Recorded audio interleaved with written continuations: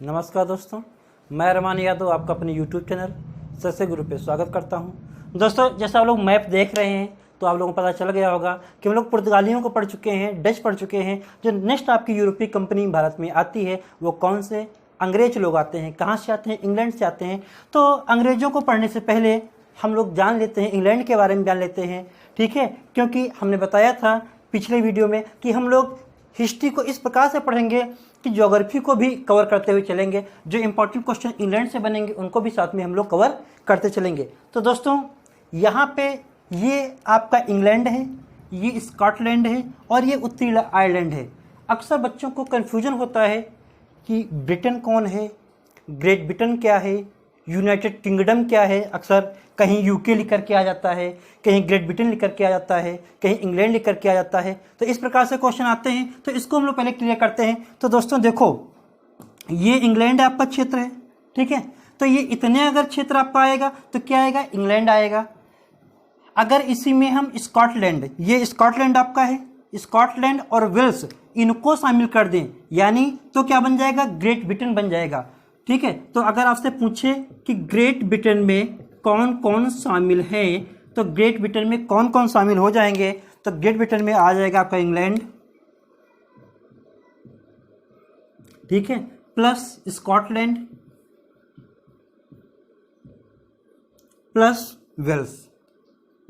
Question यहां से बनता रहता है, बन सकता है कि ग्रेट ब्रिटेन में निम्न में से कौन शामिल है या नहीं है। तो ग्रेट ब्रिटेन में इंग्लैंड, स्कॉटलैंड और वेल्स शामिल है। अब इसी में अगर इंग्लैंड, स्कॉटलैंड, वेल्स, इसमें हम उत्तरी आयरलैंड को भी शामिल कर दें तो ये हमारा क्या बन जाता है? यूके बन जाता है, यानी यूनाइटेड किंगडम बन जाता है। तो बात करें अगर यूके की, कि यूके किसे कहेंगे या यूके में कौन कौन शामिल है, तो यूके में हम ये कह सकते हैं कि ग्रेट ब्रिटेन प्लस कौन हो जाएगा? उत्तरी आयरलैंड। अगर डिटेल में आ जाए तो क्या ग्रेट ब्रिटेन में इंग्लैंड, स्कॉटलैंड, वेल्स और उत्तरी आयरलैंड, इन सब चारों को मिलाकर के क्या बन जाएगा? यूके बन जाएगा, यूनाइटेड किंगडम बन जाएगा। तो शायद अब आप लोग समझ चुके होंगे कि ग्रेट ब्रिटेन किसे कहेंगे और यूके किसे कहेंगे। तो एक बार फिर से वाइज कर लेते हैं कि बात अगर ग्रेट ब्रिटेन की आती है तो ग्रेट ब्रिटेन में इंग्लैंड, स्कॉटलैंड और वेल्स आएगा। बात करें हम यूके की तो यूके में इंग्लैंड, स्कॉटलैंड, वेल्स और उत्तरी आयरलैंड आएगा। या हम सीधे शब्दों में कहें तो ग्रेट ब्रिटेन प्लस उत्तरी आयरलैंड ये मिलके क्या बनाएगा? यूके बनाएगा। और देखते हैं हम लोग कितने कौन से इंपॉर्टेंट क्वेश्चन हैं जो यहाँ से आपके यूके से बन सकते हैं। आपको पता है उत्तरी आयरलैंड है, इधर आपका अगर हम देखें तो आयरलैंड बढ़ जाएगा,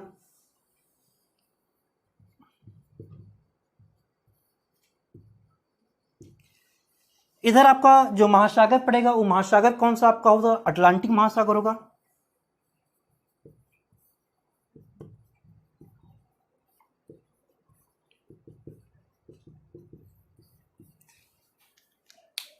आप लोगों ने एक क्वेश्चन पढ़ा होगा, जो क्वेश्चन आपका आया करता है 0 डिग्री देशांतर का क्वेश्चन आया करता है।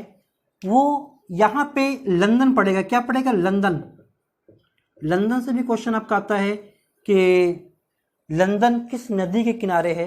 तो दोस्तों याद रखना, लंदन जो है वो टेम्स नदी किनारे बसा हुआ है। क्वेश्चन क्लियर पूछा गया है, लंदन जो है किस नदी किनारे है? तो किस नदी किनारे है? टेम्स नदी किनारे है। इसी के पास से एक 0 डिग्री देशांतर रेखा गुजरती है, 0 डिग्री देशांतर रेखा। इससे क्या बोलते हैं? 0 डिग्री देशांतर रेखा को अंतरराष्ट्रीय समय रेखा बोलते हैं। क्या बोलते हैं? अंतरराष्ट्रीय समय रेखा। तो कई सारे क्वेश्चन बन जाते हैं यहां से। एक तो क्वेश्चन नहीं बनता है कि 0 डिग्री देशांतर या अंतरराष्ट्रीय समय रेखा कहां से गुजरती है? तो कहां से गुजरती है? लंदन के, इंग्लैंड के लंदन के पास एक जगह ग्रीनविच, यही क्वेश्चन आता है। इसका एक नाम और भी है, ग्रीनविच समय रेखा भी बोल देता है, ठीक है। तो ग्रीनविच, लंदन के पास जगह है ग्रीनविच, वहां से रेखा गुजरती है, इसलिए इसको ग्रीनविच समय रेखा या 0 डिग्री देशांतर या अंतरराष्ट्रीय समय रेखा के नाम से जानते हैं। और आपको तो पता है भारत का जो समय आपका लिया गया है मानक समय, वो 82.5 डिग्री पूर्वी देशांतर है। जो यहाँ इंग्लैंड से 5.5 घंटे हम लोग क्या हैं? आगे पढ़ते हैं, क्योंकि पूर्व में है तो हम लोग क्या है? 5.5 घंटे क्या है? आगे। ये क्वेश्चन आता है। एक क्वेश्चन तुम लोगों ने इंडिया में पढ़ा होगा, उस क्वेश्चन को देख लेते हैं। अक्सर पढ़ा होगा कि भारत का मैनचेस्टर किसे कहते हैं, तो अहमदाबाद को पढ़ा होगा। उत्तर भारत का मैनचेस्टर किसे कहते हैं, तो पढ़ा होगा कानपुर को कहते हैं। दक्षिण भारत का मैनचेस्टर किसे कहते हैं, तो कोयम्बटूर को कहते हैं। आखिर मैनचेस्टर कहाँ है, अगर हम देखा जाए तो रियल का मैनचेस्टर कहाँ है, तो दोस्तों ध्यान रखना, जो रियल का आपका मैनचेस्टर है, वो रियल का मैनचेस्टर जो है वो इंग्लैंड में है, जो कॉटन के लिए फेमस है। तो मैनचेस्टर कहाँ है आपका, तो मैनचेस्टर कहाँ है, इंग्लैंड में। और किस लिए प्रसिद्ध है, ये क्वेश्चन आपका जो आता है ये मैचिंग का एक आता है वर्ल्ड लेवल पे। एक तरफ आपके शहर दिए गए होते हैं वर्ल्ड के, और दूसरी तरफ वहाँ के जो प्रमुख वस्तुएं हैं उनसे मैचिंग का आता है। तो दोस्तों ध्यान रखना, मैनचेस्टर का क्वेश्चन आएगा तो मैनचेस्टर किस लिए प्रसिद्ध है, सूती वस्त्र के लिए फेमस है। कानपुर, अब लाल इमली गए हो, अगर यहाँ पे लाल इमली गए, देखो कितनी बड़ी बनी पहले थी, ठीक है, तो वो तुम्हारे कॉटन के लिए फेमस थी। कोयम्बटूर कॉटन के लिए, अहमदाबाद कॉटन के लिए, उसी प्रकार मैनचेस्टर भी तुम्हारा क्या है, कॉटन के लिए, सूती वस्त्र के लिए फेमस है। यहीं पर एक और शहर आपका है, उसका नाम है बर्मिंघम।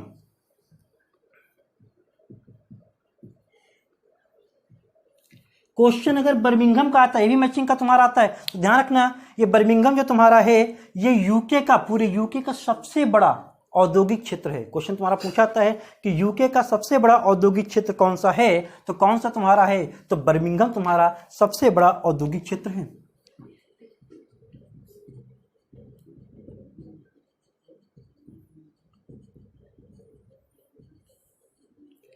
ठीक है, इसी प्रकार से एक जगह तुम्हारी पड़ती है यहीं पे, ठीक है, साउथहैम्पटन का नाम सुना होगा, यहाँ पे साउथहैम्पटन है, ये क्वेश्चन पूछ देता है।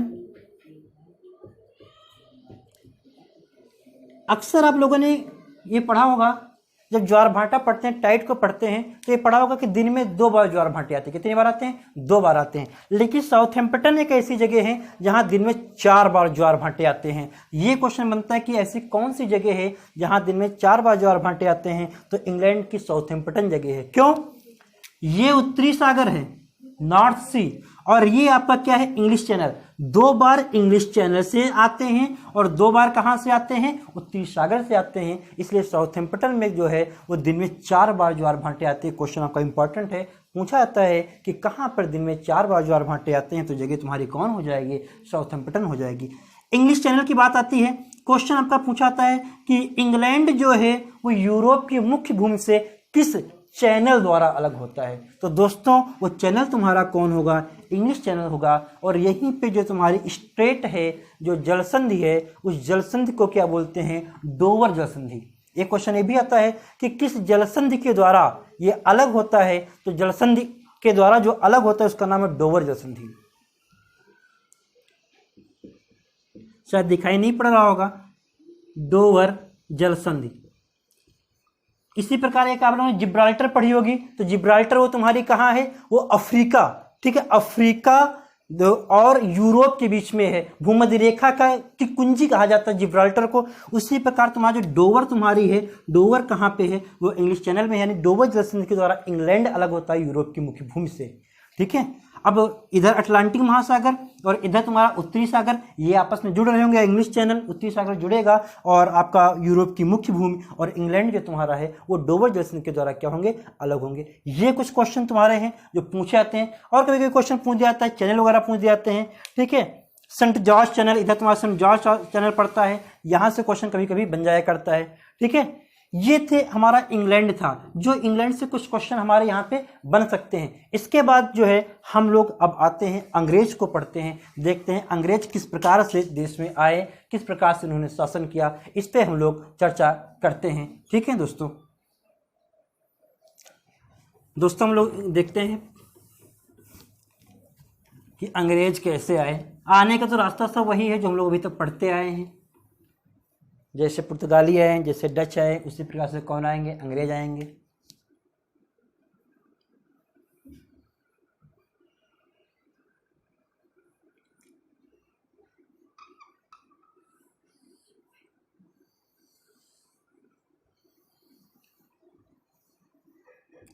मान लिया वही हमारा इंग्लैंड जो भी हम लोग पढ़ रहे थे, ये हमारा इंग्लिश चैनल, यही डोवर जलसंधि भी हम लोगों ने पढ़ा। ठीक है, ये उत्तरी, यहाँ पे उत्तरी आयरलैंड कर सकते हैं, आयरलैंड कर सकते हैं, इंग्लैंड, और ये इधर आपका वेल्स हो जाएगा, और ये क्या तुम्हारा हो जाएगा, स्कॉटलैंड हो जाएगा। अब यहाँ पे तो मान लिया ये हमारा क्या था, वेल्स, इधर स्कॉटलैंड और इंग्लैंड, ये उत्तरी आयरलैंड, ये आयरलैंड तुम्हारा हो गया, इंग्लिश चैनल हो गया, ठीक है, ये उत्तरी सागर हो गया। अब यहाँ से, अब देखो पहले यहाँ पुर्तगाली आ चुके हैं, ठीक है, नीदरलैंड से डच आ चुके हैं, अब यहाँ से कौन आ रहे हैं, अंग्रेज आ रहे हैं, ठीक है। तो अब देखो दोस्तों, अंग्रेज आने किस प्रकार से आए, कैसे उन्होंने यहाँ पे कंपनी स्थापना की, उन बातों को जानते हैं दोस्तों। एक यही जल मार्ग नहीं था, हम कई बार बता चुके हैं, जब पुर्तगालियों की बात हुई थी तब भी हमने बताया था, स्थल मार्ग भी था। अक्सर हम लोग पढ़ते हैं कि स्थल मार्ग से आने वाला पहला व्यक्ति कौन था, जॉन मिल्टन हॉल को पढ़ते हैं 1599। नहीं, इसके पहले भी कई अंग्रेज आ चुके हैं, ठीक है, उन पे भी हम लोग चर्चा करेंगे कि पहले कौन आया था। हाँ, मिल्टन हॉल का उद्देश्य व्यापार था। रानी एलिजाबेथ, जो महारानी एलिजाबेथ थी, उनका राजदूत हम एक हिसाब से कह सकते हैं कि अनुमति मांगने के उद्देश्य से आया था। भले ही वो सफल रहा हो, उसको सफलता नहीं मिली थी जॉन मिल्टन हॉल को, लेकिन उससे पहले भी कई अंग्रेज यहाँ पे आ चुके थे, लेकिन उनका उद्देश्य व्यापारिक नहीं था। पहले हम लोग यहाँ पे चर्चा करते हैं कैसे कंपनी बनती है, कैसे। देखो, पहले हम लोग मिल्टन हॉल से ही लेते हैं, ठीक है, उसके बाद हम जानते हैं 1599 की बात है। यहाँ पे सन में कंफ्यूजन है बुक्स में, लेकिन 1599 माना जाता है जॉन मिल्टन हॉल।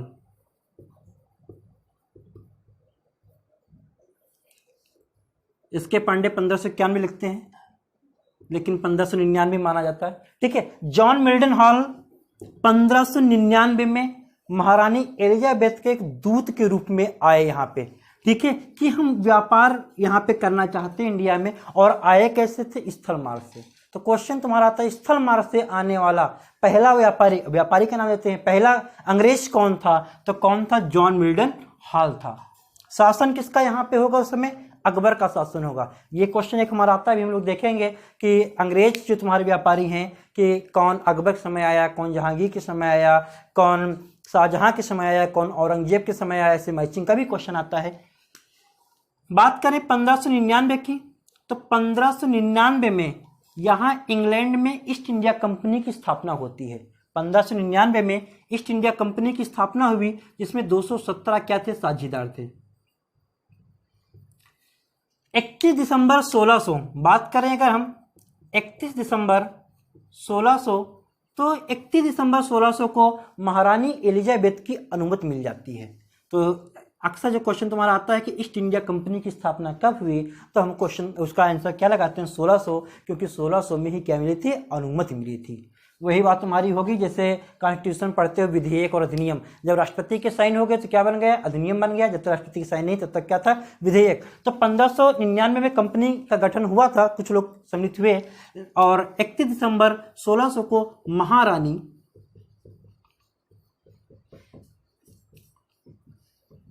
एलिजाबेथ, महारानी एलिजाबेथ ने क्या किया, अनुमति दे दी। तो क्वेश्चन तुम्हारा पूछा आता है कि ईस्ट इंडिया कंपनी को अनुमति किसने दी, तो ईस्ट इंडिया कंपनी को अनुमति किसने दी व्यापार करने की, तो कौन थी, महारानी एलिजाबेथ। अब बात है 1600 की, भारत में मुगल साम्राज्य चल रहा है, और भी शासन है, लेकिन मेन कौन है, मुगल हैं। तो उस समय यहाँ पे आगरा में शासन, इंडिया में शासन कौन कर रहा है, तो आपको पता है यहाँ पे शासन किसका चल रहा है, तो किसका चल रहा है, अकबर का। क्वेश्चन ऐसे घुमा घुमा के आते हैं कि ईस्ट इंडिया कंपनी की स्थापना के समय किस मुगल का शासन था।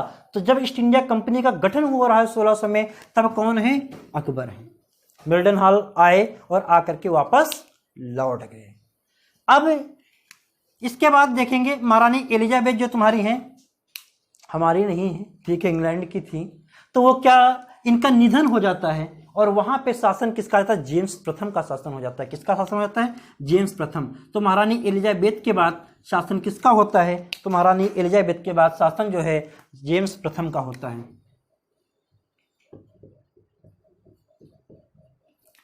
अब जेम्स प्रथम के राजदूत के रूप में एक व्यापारी, राजदूत हम कहेंगे, व्यापारी नहीं कहेंगे, यहाँ पे हेक्टर नामक जहाज से या रेड ड्रैगन जहाज से इंडिया की ओर प्रस्थान करता है। देखो यहाँ पे या तो रेड ड्रैगन लेकर के आएगा या हेक्टर लेकर के आएगा, वो एक ही जहाज है, ज़्यादा जहाज नहीं पूछेगा, अगर पूछे भी तो वो हेक्टर रेड ड्रैगन में से एक ही नाम देगा, ठीक है। तो रेड ड्रैगन जहाज से एक व्यक्ति आता है, उस राजदूत आता है, उसका नाम क्या था, हॉकिंस था। कौन था, हॉकिंस था।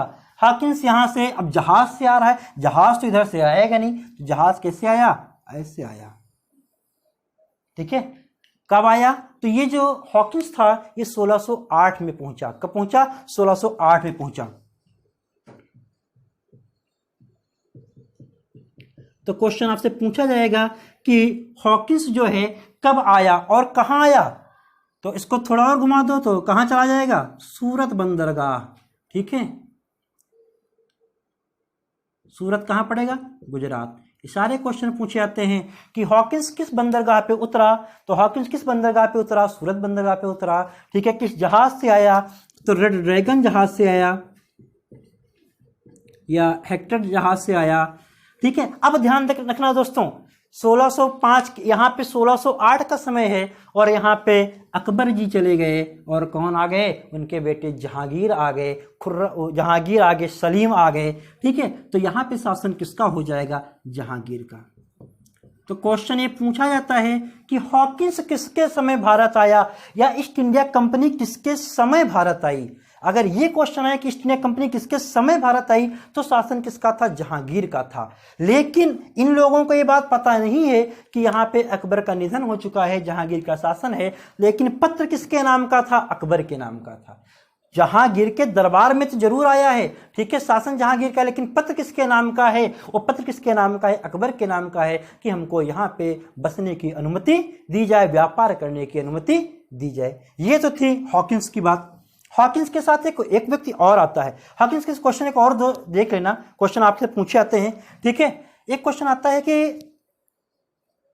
इसको खान की उपाधि किसने दी। क्वेश्चन आता है कि जहांगीर ने किस अंग्रेज को खान की उपाधि दी थी, तो जहांगीर ने हॉकिंस को ही क्या कहा था, खान कहा था, और 400 का मनसब प्रदान किया था, खान की उपाधि। यह क्वेश्चन पूछाता है कि हॉकिंस को खान की उपाधि किसने दी, तो हॉकिंस को खान की उपाधि जहांगीर ने दी थी, 400 का मनसब प्रदान किया, और जहांगीर के साथ चले जाते थे शूटिंग में, वो शिकार वगैरह खेलने भी जाते थे, रहते थे, आगरा वगैरह में रहे हैं, एंजॉय किया है आराम से। इनके साथ एक और व्यक्ति आया था हॉकिंस के साथ, उसका नाम था विलियम फिंच। इनका भी नाम ध्यान रखना, पेपर में पूछ देता है, विलियम फिंच। बात करें विलियम फिंच, ये क्वेश्चन क्या आता है, उस क्वेश्चन को हम सोचते हैं, देखते हैं। क्वेश्चन आता है अनारकली की दंत कथा को किसने लिखा, ठीक है, किसने उल्लेख किया, तो अनारकली की दंत कथा, आपको पता है अनारकली कौन थी। जब मिडिवल हिस्ट्री पढ़ेंगे, जहांगीर के बारे में पढ़ेंगे, तब अनारकली के बारे में भी पढ़ेंगे। बिना अनारकली के जहांगीर अधूरे हैं। शायद तुम लोगों के भी अनारकलियां हों। तो विलियम फिंच जो है, इन्होंने क्या लिखा, अनारकली की दंत कथा। ये क्वेश्चन इंपॉर्टेंट है कि अनारकली की दंत कथा किसने लिखा, तो विलियम फिंच ने लिखी, ठीक है। दंत कथा समझ रहे हो, मतलब कि सुना दी गई, तो मतलब मुंह से जो सुना दी गई उसी को उन्होंने लिख दिया कहीं। जैसे वहां पे आए थे, अब अगर हमें बताया, अरे एक अनारकली थी, उनको क्या किया गया था, दीवार से चुनवा दिया गया था, ऐसी ऐसी स्टोरी राजा साहब की रही है, वैसा उन्होंने सुना विलियम फिंच ने, वैसा उन्होंने अपनी भाषा में क्या कर दिया, लिख दिया। तो अनारकली की दंत कथा किसने लिखा, विलियम फिंच ने लिखा, ठीक है। हॉकिंस के साथ कौन आया, तो विलियम फिंच आया। ये इतने इंपॉर्टेंट थे आपके हॉकिंस से। इनको सूरत में कोठी फैक्ट्री स्थापना की अनुमति मिल जाती है, लेकिन पहले ध्यान रखना दोस्तों, यहाँ पे 1611 में वापस भी लौट जाते हैं, ठीक है। लेकिन यहाँ पे कोठी स्थापना करते हैं, ठीक है। लेकिन ये जो सूरत की कोठी थी 1608 में, क्या थी, असफल थी। कैसी थी, असफल थी। क्वेश्चन आता है कि पहली सफल असफल, तो सफल की बात करेगा तो मसूलीपट्टनम जाएगी, लेकिन असफल की बात करेगा, पहली तो सूरत में खोलते हैं लेकिन वो कामयाब नहीं हो पाती है। अब देखो, जब वापस चले गए तब क्या होता है यहाँ,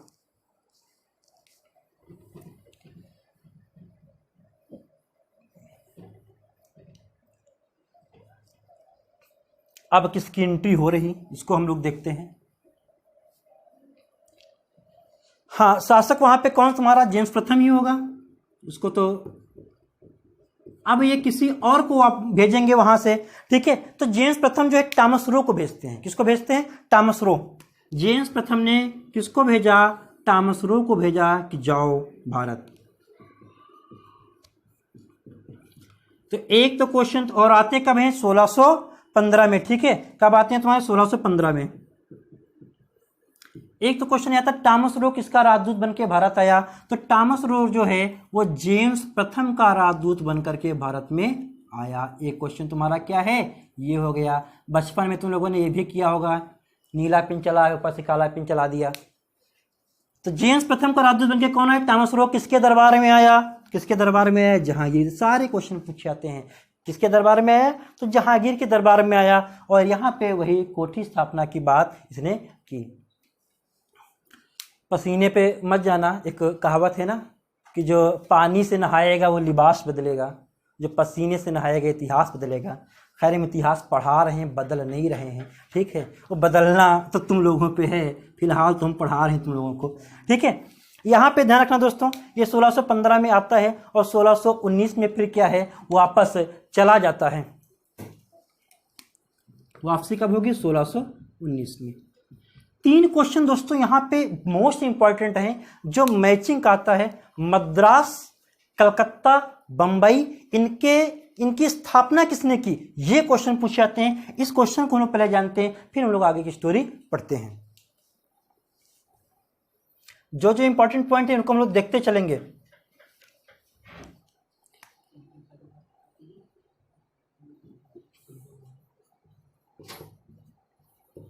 मद्रास, बंबई, कोलकाता।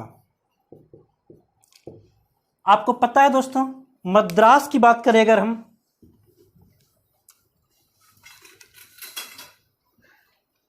मद्रास की अगर हम बात करें कि मद्रास की स्थापना कब हुई, तो मद्रास की स्थापना 1640 में हुई। कब हुई? 1640 में।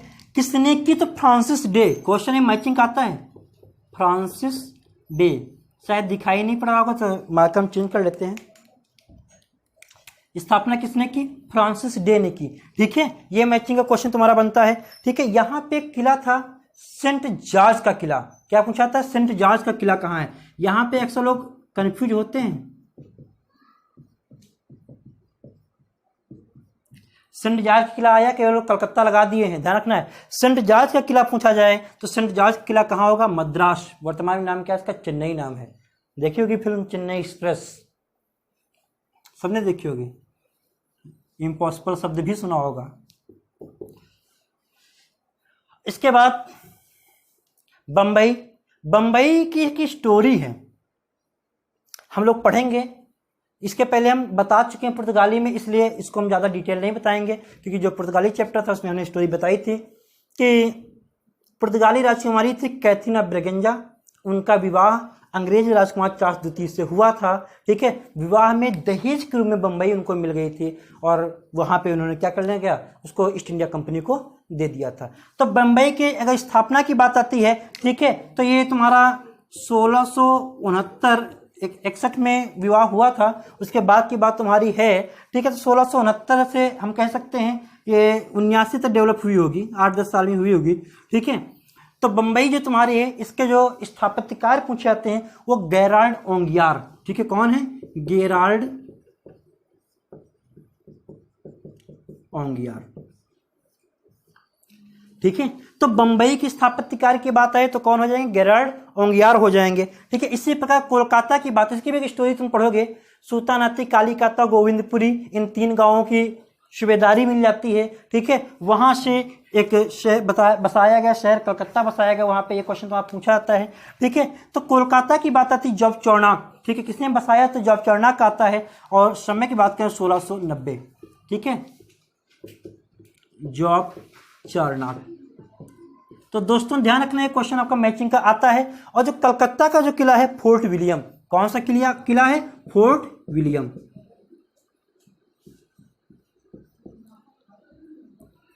तो दोस्तों ये ध्यान रखना, सेंट जॉर्ज किला की बात करें तो सेंट जॉर्ज का किला तुम्हारा कहाँ है? तो मद्रास में है। ठीक है, फोर्ट विलियम किले की बात की जाए तो वो तुम्हारा कहाँ है? कोलकाता में है। ये इंपॉर्टेंट क्वेश्चन थे मद्रास, बंबई और कोलकाता से। इसके बाद हम लोग आगे चलते हैं।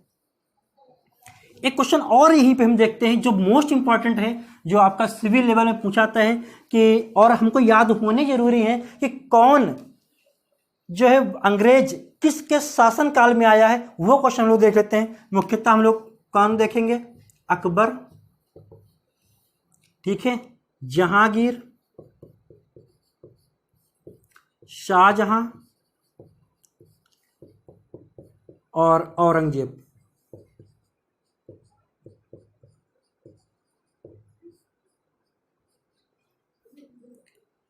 सबसे ज्यादा हिंदू अधिकारी थे औरंगजेब के यहाँ, ध्यान रखना, क्वेश्चन में पूछा गया है।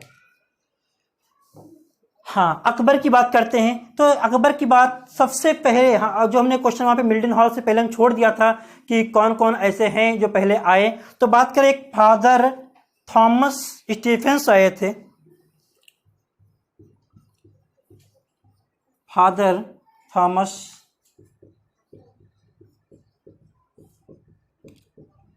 स्टीफेंस, ये सबसे पहले आए थे।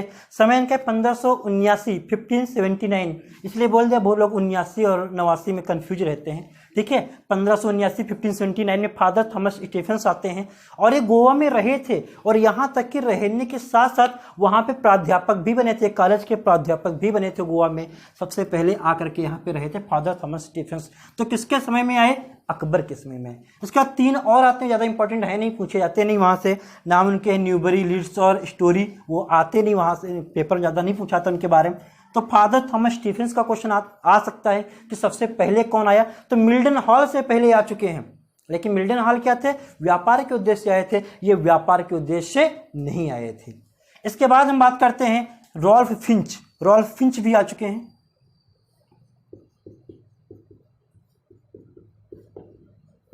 ठीक है, रॉल्फ फिंच की बात करें, ठीक है, तो रॉल्फ फिंच आते हैं, ठीक है, और इनका एक क्वेश्चन आता है रॉल्फ फिंच को, इन्होंने आगरा और फतेहपुर सीकरी को लंदन से भी बड़ा बताया। क्वेश्चन ही तुम्हारा ऐसे जो कूट में एक क्वेश्चन तुम्हारा कथन लिख करके आ जाता है कि किसने आगरा और फतेहपुर सीकरी को लंदन से भी बड़ा बताया है। तो आगरा और फतेहपुर सीकरी को लंदन से बड़े बताने वाले अंग्रेज कौन हैं, तो कौन है, रॉल्फ फिंच हैं, जो 1583 में आते हैं और 1583 में आकर के 1591 तक यहाँ पे रहते हैं। एक क्वेश्चन आपका ये बन सकता है कि किसने आगरा और फतेहपुर सीकरी को लंदन से बड़ा कहा, इंपॉर्टेंट क्वेश्चन, इसको ध्यान रखना है। इसके बाद हम बात करें तो वही अभी जिनके बारे में हमने पढ़ा था, जॉन मिल्टन हॉल।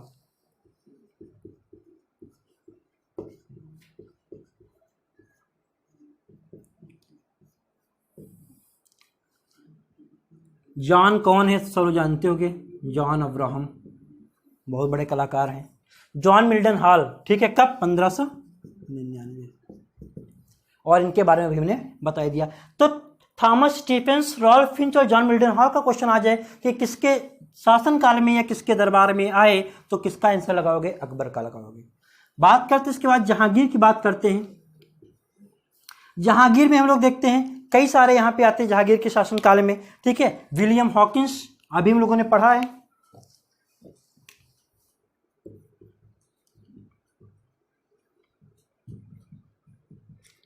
सन इतना इंपॉर्टेंट नहीं है, ठीक है। विलियम हॉकिंस 1608 में आते हैं और 1611 में वापस जाते हैं, अभी पहले हम लोग पढ़ चुके हैं। विलियम हॉकिंस के बाद विलियम फिंच साथ ही में आए थे।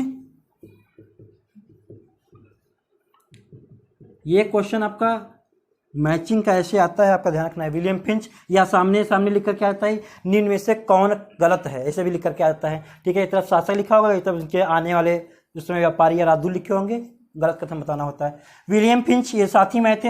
एक जॉन जुर्दा आए थे,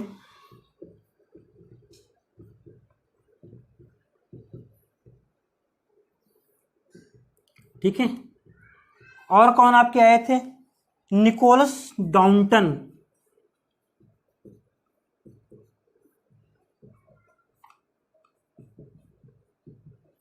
निकोलस डाउंटन भी तुम्हारे आए थे, 1608 में आए थे, 15 तक रहे थे। और कौन आया था, सर टॉमस रो,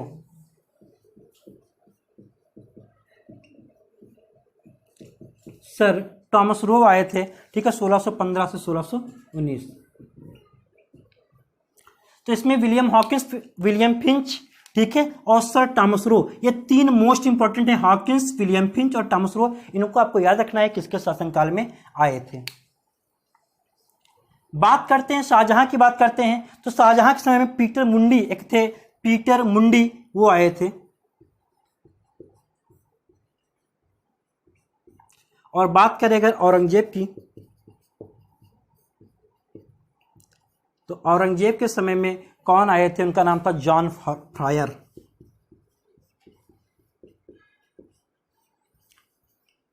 तो दोस्तों ये आपको ध्यान रखना है, मोस्ट इंपॉर्टेंट यहाँ से क्वेश्चन बनता है। अकबर के समय में फादर थॉमस स्टीफेंस आए 1579 में, रॉयल फिंच आए 1583 से 91 तक रहे, जॉन मिल्टन हॉल अकबर के समय में, जहांगीर के समय में William Hawkins, William Finch, John Jourdain, Nicholas Downton और सर टॉमस रो।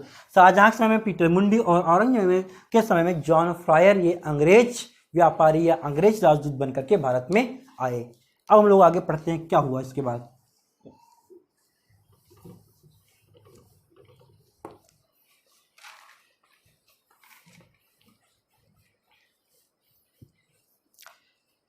अभी हम लोगों ने बताया 1667 में विवाह की बात बताई हमने, विवाह हो चुका है यहाँ पे, ठीक है। तो इंग्लैंड, इनका जो मुंबई है वो अंग्रेजों के हाथ में आ चुका है। यहाँ पे एक दो क्वेश्चन और आते हैं, जो एक तुम लोगों ने सुनहला फरमान सुना होगा और एक क्वेश्चन सुना होगा कि उसका आता है कि किसे अंग्रेजों ने मैग्ना कार्टा कहा। सुनहला फरमान और मैग्ना कार्टा का क्वेश्चन, इसको याद रखना है। देखो दोस्तों, एक क्वेश्चन और आता है कि किसे यहां से भगाया गया। एक क्वेश्चन तुम्हारा यह आता है किसे यहां से भगाया गया था, तो उसको ध्यान रखना है। एक थे जॉन चाइल्ड,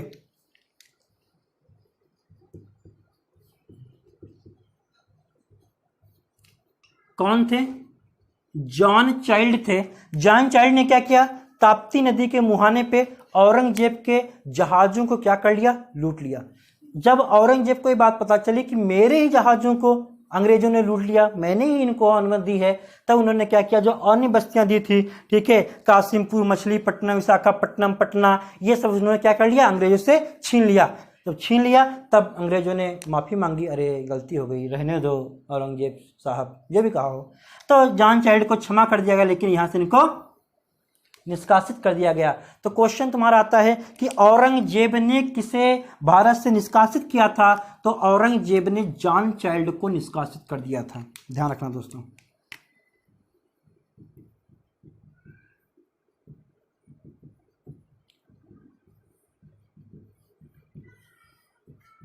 ये इंपॉर्टेंट क्वेश्चन है कि औरंगजेब ने निम्न में से किसे निष्कासित किया। ऐसे क्वेश्चन आ जाए तो किसे निष्कासित किया, तो जॉन चाइल्ड को निष्कासित किया था। इसके बाद हम लोग देखते हैं क्या हुआ। हाँ, मेन एक सुनहला फरमान जो क्वेश्चन आता है,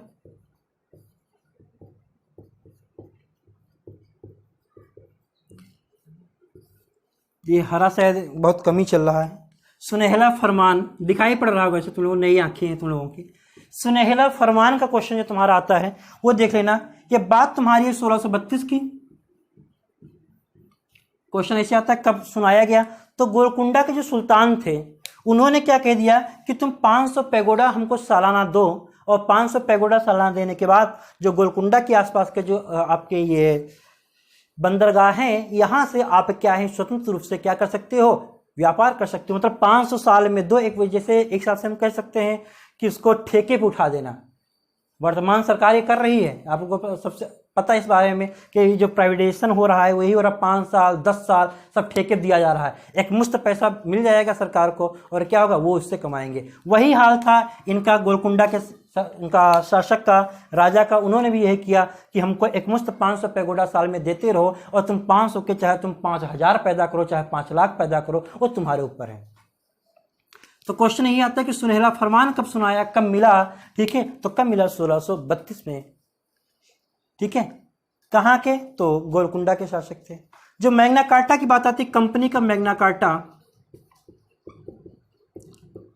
मैग्ना कार्टा होता है महाधिकार पत्र बोलते हैं हिंदी में, मैग्ना कार्टा ही लिख करके आता है, और ये बात है 1717 की। यहां की स्टोरी सुन लो, बात है 1715 की। 1715 में क्या होता है कि जॉन सरमन के नेतृत्व में एक प्रतिनिधि मंडल जो तुम्हारा है वो मिलने जाता है, किससे, फरुखसियर से। इस समय बात 1717 की हो रही है और मिलने कब गए, 1715 में मिलने गए हैं। और 1715 में मुगलों में शासन किसका है, फर्रुखसियर का है। किसका है, फर्रुखसियर का।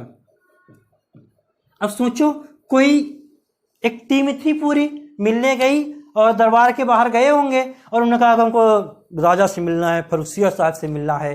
तो जो दरबारी होगा उसने क्या कहा होगा, अरे नहीं, राजा साहब नहीं मिल सकते हैं, उनके तो फोड़ा हो गया है। ठीक है, उनके क्या था, इनके फोड़ा था। अब क्या, अब ऐसे सोचो जैसे तुम बीमार लेटी हो, बुखार आ रहा तुम्हारे, और तुम्हारे घर में कोई एक रिश्तेदार आ गया, उसने अरे ये बीमारी, दाढ़ दर्द कर रही है तुम्हारी, अरे हम तो दवा जानते हैं, हम तो झाड़ी लेते हैं। तो क्या होगा, तुरंत वो अपना लाए, पत्ती नाम नहीं बताएंगे और तुम लोग भी डॉक्टर बन जाओगे, मैं पता है। ठीक है, तो वो क्या करेगा, तुरंत लाएगा, अपनी पत्ती कान में डालेगा। ठीक है, और कुछ लोग तो कीड़े तक निकाल देते हैं दांतों से। ठीक है, कान में डाल करके, सोचो दांत का कीड़ा कान से निकल आता है। ठीक है, हाँ हमने भी कराया है, हमको इसलिए हम बता रहे हैं। ठीक है, हमारी भी दाढ़ बचपन बहुत दूर करती थी, अब तो दांत ही नहीं बचा है, वो तो देख रहे हो तुम लोग। ठीक है, तो यहाँ पे क्या होता तुम्हारा, फर्रुखसियर के क्या था, फोड़ा था। फर्रुखसियर के क्या था, फोड़ा था। तो वहाँ पे जब सरमन के नेतृत्व में मिलने गए, पता चला फर्रुखसियर जी को फोड़ा है। तो एक सर्जन था हमारे उन्नाव में भी, एक फेमस, शायद मुसीर डॉक्टर बड़े फेमस है सर्जन, कि चीड़ फाड़ तुरंत कर देते फोड़े की। ठीक है, ऐसा सुना है हमने, कभी कराया नहीं, कि ये नाम बहुत हमने सुना है, डॉक्टर मुसीर, शायद अब है भी नहीं, शायद नहीं है। ठीक है, तो फर्रुखसियर के जब फोड़ा था तो हैमिल्टन जो उसमें सर्जन थे, उन्होंने क्या कर दिया, तुरंत गए, फोड़े का इलाज करके बिल्कुल सही कर दिया। अब मोकम्बो खुश हुआ, फर्रुखसियर क्या हो गए, खुश हो गए, और उन्होंने क्या कर दिया, अधिकार दे दिया कि बेटा तुम लोग कर सकते हो व्याप, यहाँ बंगाल बिहार पे करो, हमको एक वही सुनहला फरमान वाला, जैसे कि एक मुफ्त पैसा हमको दे दो और यहाँ पे स्वतंत्र होकर तुम यहाँ पे क्या करो, व्यापार करो। तो इसको क्या कहा गया, कंपनी का मैग्ना कार्टा कहा गया। ठीक है, यहीं से हम कह सकते हैं कि अंग्रेजों की पैर पसारने की, अंग्रेजों ने जो शासन किया हमारे देश में, उसकी नींव यहीं से पड़ रही है। धीरे धीरे उनको यहाँ से अधिकार मिलने शुरू हुए। क्यों, क्योंकि आपको पता है औरंगजेब के बाद जो मुगल शासक होते हैं, उत्तर मुगल कालीन शासक जो तुम्हारे थे, वो ज़्यादा अच्छे नहीं थे, शासन में ज़्यादा रुचि नहीं लेते थे। ठीक है, एक गया दूसरा आया, एक गया। फर्रुखसियर के बारे में पता होगा, गणित कायर कहते थे, मोहम्मद शाह उसको रंगीला कहते थे, वो सब पढ़े हैं, आप लोग जानते हैं। तो यहाँ पे मुगलों का पतन हो रहा होता है और यहाँ पे अंग्रेजों को क्या मिल जाता है, एक हिसाब से अधिकार मिल जाता है, एक मौका मिल जाता है अपनी सत्ता को काबिज करने का। ठीक है, तो यहाँ से क्या होता है कि धीरे धीरे मुगलों का पतन हो गया और यहाँ पे अंग्रेजों को अपने सिक्के वगैरह इनके भी वैध हो गए। और ये स्टोरी तुम्हारी भी कब तक चलती है, 1947 तक चलती है। और आगे की स्टोरी जो है, जो हम अन्य आगे पढ़ेंगे, 1857 क्रांति पढ़ेंगे और जो भी पढ़ेंगे, बहुत कुछ पढ़ेंगे हम लोग, उसको धीरे धीरे पढ़ेंगे। फिलहाल हम लोग अंग्रेजों को यहीं पे समाप्त कर रहे हैं। नेक्स्ट वीडियो में हम लोग डेन और फ्रांसीसी को एक साथ पढ़ लेंगे। छोटे दिन तो आए चले गए, ठीक है, आए राम गए राम, बिल्कुल वही वाला हाल था। और फ्रांसीसी थोड़े थे, तो फिर डेन और फ्रांसीसियों के साथ पढ़ेंगे। उसके बाद फिर हम लोग कर्नाटका युद्ध और जो है उसको मिडल हिस्ट्री को हम लोग आगे बढ़ाएंगे। तो हम यहाँ से विदा लेते हैं। धन्यवाद।